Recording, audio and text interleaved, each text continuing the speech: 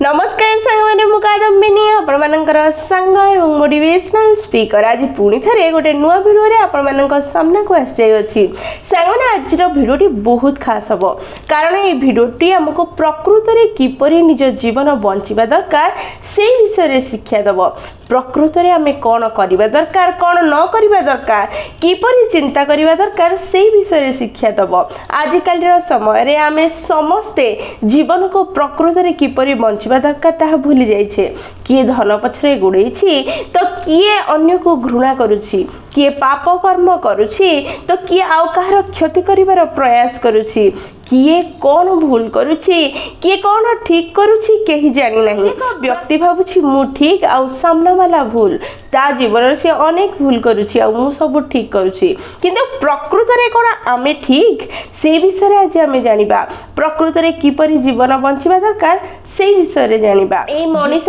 बंचिथिबा समय जेते धन धन कहूना काहेकि जेते धन रोजगार करूना काहेकि मृत्यु परे ता शोक पत्र रे निधन बोली लेखिबा को ही पडुछि सेथि पई रोजगार करथिबा धनर माने कोन चलंतु सांग माने भिडियोटी को स्टार्ट करिबा गोटे सुंदर कहानी सुनिबा एवं बुझिबार प्रयास करिबा प्रकृत रे जीवन किपरि बंचिबा प्रकृत रे जीवन रे कोन गुरुत्वपूर्ण धन संपर्क ना आउ किछि ताले चलंतु भिडियोटी को स्टार्ट करिबा जंगल रे गोटे पक्षी थिला जे वृद्ध हो जाइथिला किंतु से मनीष भली कथा कहि पारुथिला आ देखिबा को मध्ये बहुत सुंदर थिला जेतेबेले एई खबरटी बाहरे व्यापीबाकू लागिला एई कथा गोटे शिकारी कान पड़ा शिकारी जनक जिते शुणिला जंगल गोटे सुंदर पक्षी अच्छी और सी मनीष भली कथा कही शिकारी शपथ नेला कि मु निश्चय से पक्षी को दिने न दिने धरबी और पंजुरी रे बंद कर रखी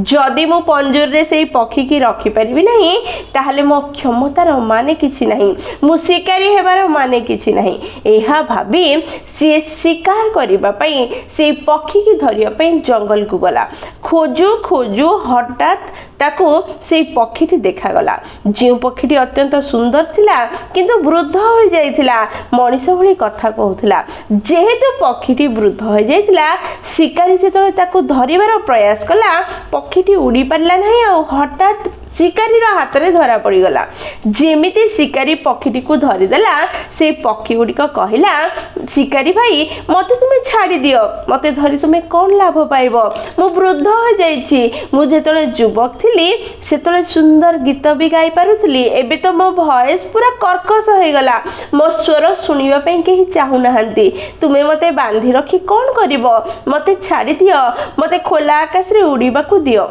एई कथा सुनी शिकारी जनक कहला भूल रे मध्य मु तते छाड़ीबी नहीं तते छाड़ीबा पई मु धरी नहीं तते मु बंद करी मो पाखरे रखिबी लोकन को देखेबी मु केते दक्ष मु शिकारी मानक मध्य रे श्रेष्ठ अटे आ दरकार पड़ले तते बिकिबी बहुत टंका रे आ मु धनी हेई बंचीबी एई कथा सुनी पक्षीटी कहला ना भाई मो ऊपर दया कर मते छाड़ी दियो मते आकाश रे उड़ीबा को दियो जंगल रे बुलीबा को दियो मो जीवन मते बंचिबा को दियो मु वृद्ध हो जाइछि आ किछि दिन बंचीबी तापरे मध्य शिकारी जेतले सुनिला नहीं सेतले पक्षीटी निज बुद्धि लगे शिकारी को कहला ताहले ठीक अछि जदि तमे मते छाड़ी दब ताहले जीवन बंचिबार तीनटी सूत्र तीनटी फॉर्मूला मु तुमको देबी जो तीनटी फॉर्मूला को व्यवहार करी तुमे जो धन मते बेकी रोजगार करियो बोली भाबुछ सेई धनरु मध्य सुख पाइबो नहीं मोर एई तीनटी फॉर्मूला रु सेई सुख पाइ परिबो एहा सुनी शिकारी जनक हसिबाकू लागिला आ कहला तू मते मूर्ख भाबुछु कि मु तते धरिछि छाड़ी देबी तू उड़ी चली जीवु मते किछि कहबुनी मु लॉस हो जीबी मु काहे तते छाड़ीबी एई कथा सुनी पक्षीटी कहला ताहले ठीक अछि मु तुमे धरिथिबा समय रे गोटे सूत्र कहबी तुमे मते छाड़ मु डाळ ऊपर बसिबी द्वितीय सूत्र कहबी आ उड़ीबा पूर्वरु तृतीय सूत्र कहबी एई कथा सुनी शिकारी जनक राजी हेला पक्षीटी प्रथम सूत्र शिकारी पाखरे बंधा होइथिबा समय रे कहला आ କହିଲା ଯେଉଁ ବ୍ୟକ୍ତିମାନେ ଭୁଲିବାର କଳା ଶିଖିଛନ୍ତି, ଅତୀତକୁ ଭୁଲିବାର କଳା ଶିଖିଛନ୍ତି, ସେମାନେ ଜୀବନରେ ସୁଖୀ ହୋଇପାରିଅଛନ୍ତି। ଯଦି ଜୀବନରେ ସୁଖୀ ହେବା ପାଇଁ ଚାହୁଁଛ, ସର୍ବପ୍ରଥମେ ଅତୀତକୁ ଭୁଲି ଆଗକୁ ବଢ଼ିବାର ପ୍ରୟାସ କର। ଯିଏ ଅତୀତକୁ ଭୁଲି ନାହିଁ ସିଏ ସବୁବେଳେ ଦୁଃଖୀ ହେଇଛି, ଜୀବନରେ କେବେ ସୁଖ ପାଇନି କି ଆଗକୁ ବଢ଼ିପାରି ନାହିଁ। ସବୁବେଳେ ଅତୀତ କଥା ଭାବୁଛି ଏବଂ ସେଇ କଥା ଚିନ୍ତା କରି ଦୁଃଖ ପାଉଛି, ଯାହାକୁ ନା ସେ କେବେ ପରିବର୍ତ୍ତନ କରିପାରିବ ନା ତାକୁ ଠିକ୍ କରିପାରିବ। ତେଣୁ ସବୁବେଳେ ଜୀବନରେ ଯଦି ସୁଖୀ ହେବା ପାଇଁ ଚାହୁଁଛ, ଅତୀତକୁ ଭୁଲିବାକୁ ପ୍ରୟାସ କର।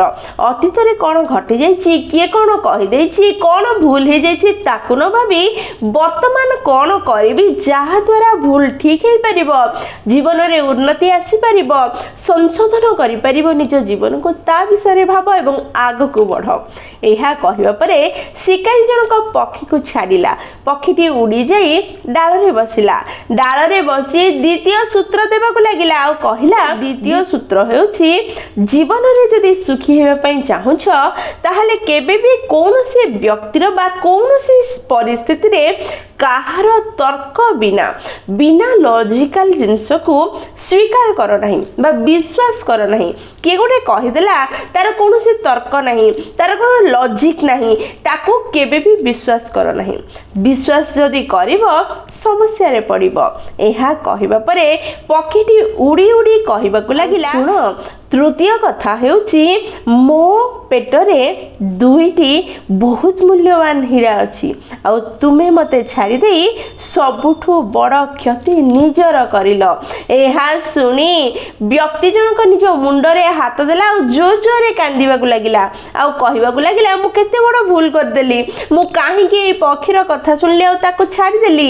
ଯଦି ତାକୁ ମୁଁ ଛାଡ଼ି ନଥାନ୍ତି, ତା ପେଟରେ ଥିବା ଦୁଇଟି ମୂଲ୍ୟବାନ ହୀରା ନେଇ ମୁଁ ବହୁତ ଧନୀ ହେଇପାରିଥାନ୍ତି, ସୁଖୀ ହେଇପାରିଥାନ୍ତି। ଚିଲେଇ ଚିଲେଇ କାନ୍ଦିବାକୁ ଲାଗିଲା ଆଉ ପକ୍ଷୀଟି ସେଇ ଶିକାରୀର ଉପରେ ଚାରିଆଡ଼େ ଘାଇ ଘାଇ ଘୁରି ଘୁରି ବୁଲୁଥାଏ, ଉଡ଼ୁଥାଏ। ଆଉ ପକ୍ଷୀ ଜଣକ କିଛି ସମୟ ଉଡ଼ିବା ପରେ ପୁଣି ଥରେ ଡାଳରେ ଆସିକି ବସିଲା ଆଉ କହିଲା, ଆରେ ତୁ କେମିତିକା ମଣିଷ, ଏବେ ତ ମୁଁ ଜୀବନର ଦୁଇଟି ସୂତ୍ର ତୋତେ କହିଲି। ପ୍ରଥମ, ଅତୀତକୁ ଭୁଲି ଆଗକୁ ବଢ଼ିଲେ ସୁଖୀ ହେଇପାରିବୁ। ତୁ ଅତୀତରେ ମୋତେ ଛାଡ଼ିଲୁ, ବର୍ତ୍ତମାନ ପର୍ଯ୍ୟନ୍ତ କାହିଁକି ଛାଡ଼ିଲି ବୋଲି କାନ୍ଦୁଛୁ। ଅତୀତର ସମୟ ତ ନଷ୍ଟ କଲୁ କଲୁ, ବର୍ତ୍ତମାନକୁ ମଧ୍ୟ ନଷ୍ଟ କରୁଛୁ। ସୂତ୍ର ଜାଣିବା ପରେ ମଧ୍ୟ ନିଜ ଜୀବନରେ ବ୍ୟବହାର କରୁନାହୁଁ। ଦ୍ୱିତୀୟ ସୂତ୍ର କହିଲି, ତର୍କବିହୀନ କଥାକୁ ବିଶ୍ୱାସ କରନା। ମୁଁ ତର୍କ ନଥାଉ ଫାଲତୁରେ ଗୋଟେ କଥା କହିଦେଲି, ମୋର ଏଇ ଛୋଟିଆ ପେଟରେ ଦୁଇଟି ମୂଲ୍ୟବାନ ହୀରା ଅଛି ବୋଲି, ଆଉ ତୁ ବିଶ୍ୱାସ କଲୁ ଆଉ କାନ୍ଦିବାକୁ ଲାଗିଲୁ। ଆରେ ମୂର୍ଖ ମଣିଷ, ବୁଝିବାର ପ୍ରୟାସ କରେ। ତର୍କବିହୀନ କଥାକୁ ବିଶ୍ୱାସ କରେ ନା। ମୁଁ ମିଛ କହୁଛି, ମୋ ପେଟରେ କୌଣସି ହୀରା ମୋତି ନାହିଁ କି ମୋତେ ଧରି ତୁ ଧନୀ ହେଇପାରିବୁନି। ମୋର ଏଇ ସୂତ୍ରକୁ ମନେ ରଖେ, ଏ ସୂତ୍ରକୁ ନିଜ ଜୀବନରେ ବ୍ୟବହାର କରେ। ଅତୀତକୁ ଛାଡ଼େ, ତର୍କବିହୀନ କଥାକୁ ବିଶ୍ୱାସ କରିବା ବନ୍ଦ କରେ। ଏହା ଶୁଣିବା ପରେ ବ୍ୟକ୍ତି ଜଣକ ଟିକେ ସ୍ଥିର ହେଲା, କାନ୍ଦିବା ଛଟପଟ ହେବା ଛାଡ଼ିଲା ଆଉ କହିଲା, ଠିକ୍ ଅଛି, କିନ୍ତୁ ତୃତୀୟ ସୂତ୍ର ତ କହିଦେଇକି ଯା।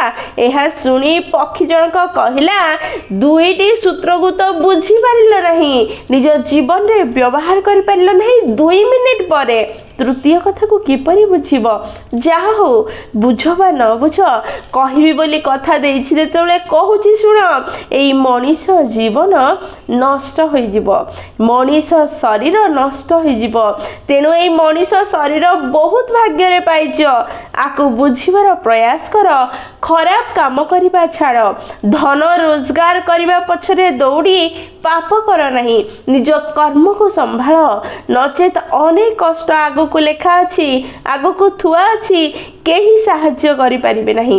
ଘୃଣା ହିଂସା ଛାଡ଼ି ନିଜ ଜୀବନକୁ ସୁନ୍ଦର କରିବାର ପ୍ରୟାସ କର। ସତ୍ କର୍ମ କର, ସତ୍ ରାସ୍ତାରେ ଚାଲ, ଦେଖିବ କମ୍ ଧନ ହେଲେ ମଧ୍ୟ ଜୀବନ ସୁଖମୟ ହେବ। ଏହି କଥା କହି ପକ୍ଷୀଟି ଉଡ଼ି ଚାଲିଗଲା। ସାଙ୍ଗମାନେ କାହାଣୀଟି ବହୁତ ଛୋଟ କିନ୍ତୁ ଜୀବନରେ ପ୍ରକୃତରେ ବଞ୍ଚିବାର ଶୈଳୀ ଶିଖେଇ ଦେଉଛି, ପ୍ରକୃତରେ ମଣିଷ ପଣିଆ ଶିଖେଇ ଦେଉଛି। ସତତ କଥା କହିଛି ପକ୍ଷୀଟି, ଅତୀତ ପାଇଁ ହିଁ ଆମେ ବର୍ତ୍ତମାନକୁ ନଷ୍ଟ କରିଛେ। ଫାଲତୁ କଥାରେ ଲଜିକ ନଥିବା କଥାକୁ ବିଶ୍ୱାସ କରି ହିଁ ତ ଆମେ ସର୍ବସ୍ୱକୁ ହରଉଛେ। ଶରୀର ନଷ୍ଟ ହେଇଯିବ, ଏ ଶରୀର ସଞ୍ଚୟ କରିଥିବା ପ୍ରତ୍ୟେକଟି ଜିନିଷ, ସେ ଧନ ହଉ ସମ୍ପର୍କ ହଉ ସବୁକିଛି ନଷ୍ଟ ହେଇଯିବ ଏଇ ମଣିଷ ଜାଣିଛି। ତାପରେ ମଧ୍ୟ ଜାଣି ଶୁଣି ସେ ଅନେକ ଧନ ରୋଜଗାର କରିବାର ପ୍ରୟାସ କରୁଛି, ଆଉ ସେଇ ଧନ ରୋଜଗାର କରିବା ପାଇଁ ଅନେକ ପାପ କର୍ମ କରୁଛି, କାହାକୁ କଷ୍ଟ ଦେଉଛି, କାହାର କ୍ଷତି କରୁଛି। ଆରେ ସାଙ୍ଗ, ଯଦି ଆଜି ତୁ ଖରାପ କାମ କରିବୁ କାଲି କେବେ ଖୁସିରେ ରହିପାରିବୁ ନାହିଁ, କାରଣ କର୍ମ ହିଁ ବୁଲି ବୁଲି ତ ପାଖରେ ପହଞ୍ଚିବ। ସର୍ବପ୍ରଥମ କାର୍ଯ୍ୟ ହେଉଛି କର୍ମ ଠିକ୍ କର, କାହାକୁ କଷ୍ଟ ଦିଅ ନାହିଁ। କାହାଠୁ ଯଦି କଷ୍ଟ ମିଳୁଛି ଶାନ୍ତ ହୋଇକି ତାକୁ ସହିବାର ପ୍ରୟାସ କର, ତାଠୁ ବାହାରିବାର ପ୍ରୟାସ କର। କାହାକୁ ଘୃଣା କର ନାହିଁ, କାହାକୁ ଧୋକା ଦିଅ ନାହିଁ, ନିଜେ ଠିକ୍ରେ ରୁହ। ଦେଖିବ ତୁମ ଆଖପାଖରେ ଥିବା ପ୍ରତ୍ୟେକ ବ୍ୟକ୍ତି ପରିସ୍ଥିତି ଅଟୋମେଟିକାଲି ଧୀରେ ଧୀରେ ଠିକ୍ ହେବା ଆରମ୍ଭ ହେବ। ସାଙ୍ଗମାନେ ଭିଡ଼ିଓଟି ଯଦି ଆପଣଙ୍କୁ ପସନ୍ଦ ଆସିଛି, ଆପଣଙ୍କର ହୃଦୟକୁ ଛୁଇଁଛି, ତାହେଲେ ନିଶ୍ଚୟ ଲାଇକ୍ ସେୟାର ଆଉ କମେଣ୍ଟ କରିବେ। ଯଦି ପ୍ରଥମ ଥର ଆପଣମାନେ ଆମ ନୟନିକା ମୋଟିଭେସନ୍ ଚ୍ୟାନେଲକୁ ଆସିଛନ୍ତି, ଚ୍ୟାନେଲଟିକୁ ସବସ୍କ୍ରାଇବ୍ କରିଦେବେ ଏବଂ ପାଖରେ ଥିବା ବେଲ୍ ବଟନ୍ ଦବାଇ ଅଲ୍ ନୋଟିଫିକେସନ୍ ସେଟ୍ କରିଦେବେ, ଯାହାଦ୍ୱାରା ଯେତେବେଳେ ବି ଆମେ ଭିଡ଼ିଓ ପୋଷ୍ଟ କରିବୁ ସର୍ବପ୍ରଥମ ନୋଟିଫିକେସନ୍ ଆପଣଙ୍କ ପାଖରେ ପହଞ୍ଚିବ ଏବଂ ଆମକୁ କନେକ୍ଟ କରିଦେବ। ତାହେଲେ ମୁଁ ରହିଲି ସାଙ୍ଗମାନେ, ପୁଣି ଥରେ ଦେଖା ହେବ ଗୋଟେ ନୂଆ ଭିଡ଼ିଓରେ ନୂଆ ଟପିକ୍ ସହ। ସେଇ ପର୍ଯ୍ୟନ୍ତ ନିଜର ଧ୍ୟାନ ରଖନ୍ତୁ ଏବଂ ବହୁତ ଖୁସିରେ ରୁହନ୍ତୁ, କାରଣ ଖୁସିରେ ରହିବା ବହୁତ ଜରୁରୀ। ଜୟ ଜଗନ୍ନାଥ।